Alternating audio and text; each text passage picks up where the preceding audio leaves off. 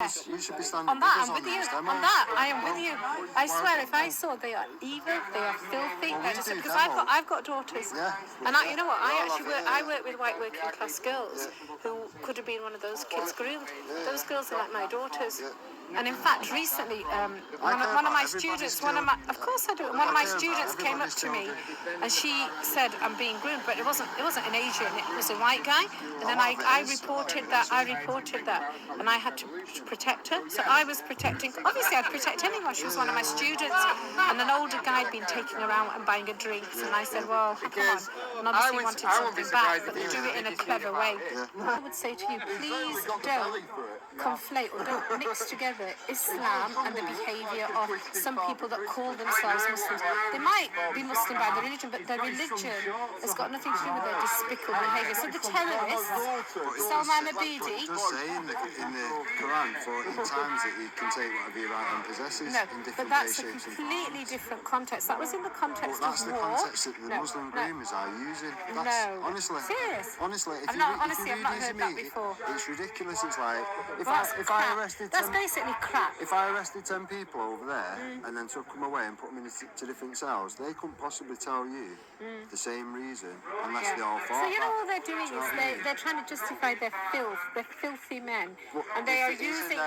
But it isn't. I can assure you. No, it is. I can assure you. Honestly, what your right hand possesses was at the time of war, and in fact in the Quran it talks about all the rules of war, and it even talks about when you take prisoners of war, and it talks about you are not allowed to harm people, and it says protect a monk in a monastery. If there's a monk in a monastery, you are not allowed to harm him. That's actually the real rules of jihad.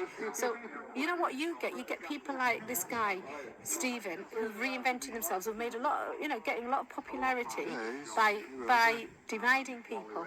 And you know what we need to do? We need to be together, because you and I agree with a lot of the same things. We might not agree with everything. We do, but I can't imagine any Muslims wanting to come stand with us and oppose it, because once you do you are then classed as an apostate, aren't you? So you'd be shielded from your... No, of course I wouldn't. On this, we share the same opinion. We're united on this opinion, aren't we? We appeal for Muslims to come out, good Muslims come out all the time. Because, if you're supporting this guy, Stephen... Tommy Robinson, Stephen, whatever, because he reinvented himself. He used to run a tanning shop in Luton, didn't he? He had 7 businesses before the police started antagonising him and arresting him and stuff.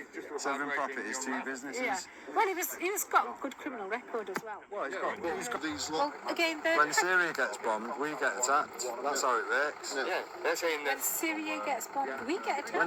When anywhere foreign policy happens and they get bombed and people die, then we get attacked. And I'm scared because when those nuthead so-called Muslims, when those idiot terrorists, I won't even call them Muslims. Do you think anyone prayed for Salman Abedi?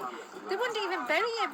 The Muslim community, when they talked about burying him... I personally think Jihadi should be buried inside a pig. The Muslim and that would stop it. refused to...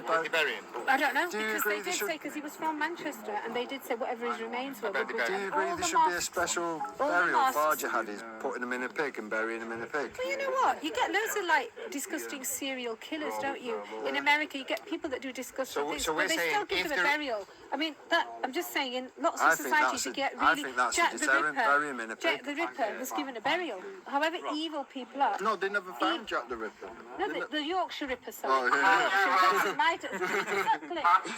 There are really evil people in the world, but then even those evil people, sometimes, like we say, like Jimmy Savile, whatever he did, all these... But that's an anecdotal example. What we're talking about is statistics that paint an overall picture and highlight a pattern. So, for example, if 83% of grooming gangs are Muslim they're Asian. Okay. They're of Asian. That's why I said if.